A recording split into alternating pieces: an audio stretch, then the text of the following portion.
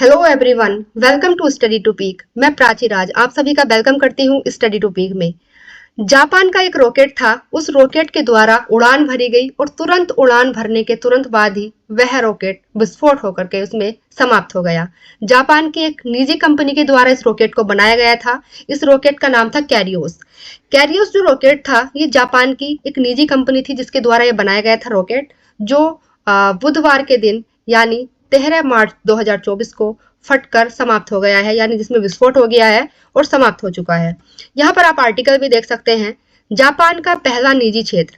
Japan का पहला निजी क्षेत्र का रॉकेट प्रक्षेपण प्रयास उड़ान भरने के तुरंत बाद विस्फोट के साथ समाप्त हो गया है। जापान की जो कंपनी थी एक निजी कंपनी थी जिसके द्वारा इस रॉकेट को बनाया गया था, कैरियोस रॉकेट को।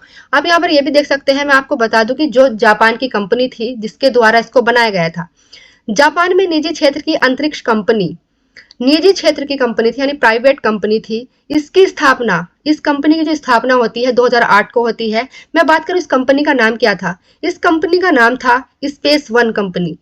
स्पेस वन कंपनी जिसके द्वारा इस रॉकेट को बनाया गया था, कैरियोस रॉकेट को, जिसकी स्थापना 2018 में हुई थी। इसकी स्थापना की जाती है। जापानी तकनीकी व्यवसाय की एक टीम ने इसकी नींव रखी थी और इसमें कैनन इलेक्ट्रॉनिक्स, आईएचआई एरोस्पेस, निर्माण फर्म सिमुजू और जापान की सरकारी स्वामित्व वाली विकास बैंक का भी सहयोग था। इन सभी के सहयोग से स्पेस वन कंपनी की स्थापना 2018 में की जाती है और ये एक निजी कंपनी थी यानी प्राइवेट कंपनी थी जिसके द्वारा ये कैरियोस रॉकेट बनाया गया था। देखिएगा आप, ये है हमारा भारत, ये हमारा इंडिया है, यहाँ पे नेपाल है, ये चाइना है, साउथ कोरिया और ये है जापान। तो ये जो जापान है यहीं की बात चल रही है, जापान का ही रॉकेट था। जापान की राजधानी टोक्यो से शुरू हुआ स्टार्टअप स्पेस वन उपग्रह को अंतरिक्ष में स्थापित करने के मामले में देश की पहली निजी कंपनी बनना चाहती थी। देश की अर्थात जापान की पहली निजी कंपनी बनना चाहती थी। हालांकि हादसे के कारण इसके अरमानों पर पानी फिर गया है। खबर के मुताबिक बुधवार को 18 मीटर लंबे रॉकेट काइरोस ठोस ईंधन के साथ प्रक्षेपित किया गया। पश्चिमी जापान के बाकायामा प्रांत से लॉन्च किए गए इस रॉकेट की मदद से एक छोटे सरकारी परीक्षण उपग्रह को अंतरिक्ष की कक्षा में स्थापित किया जाना था। जो ये रॉकेट था, ये स्टार्टअप स्पेस वन उपग्रह को अंतरिक्ष में स्थापित करने के मामले में देश की निजी कंपनी बनना चाहती थी। जो ये स्टार्टअप स्पेस वन कंपनी थी, ये पहली ऐसी कंपनी बनना चाहती थी जो उपग्रह की कक्षाओं में इस रॉकेट को पहुंचा सके।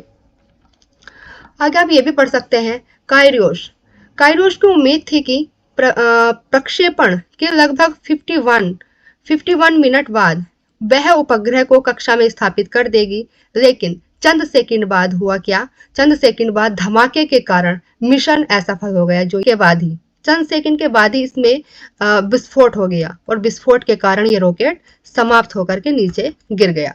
इससे पहले पिछले साल जुलाई में एक अन्य जापानी रॉकेट में धमाका हुआ था। इससे पहले भी एक रॉकेट में धमाका हो चुका था, बट जो ये कैरियोस रॉकेट था ये पहला निजी कंपनी द्वारा बनाया गया रॉकेट था।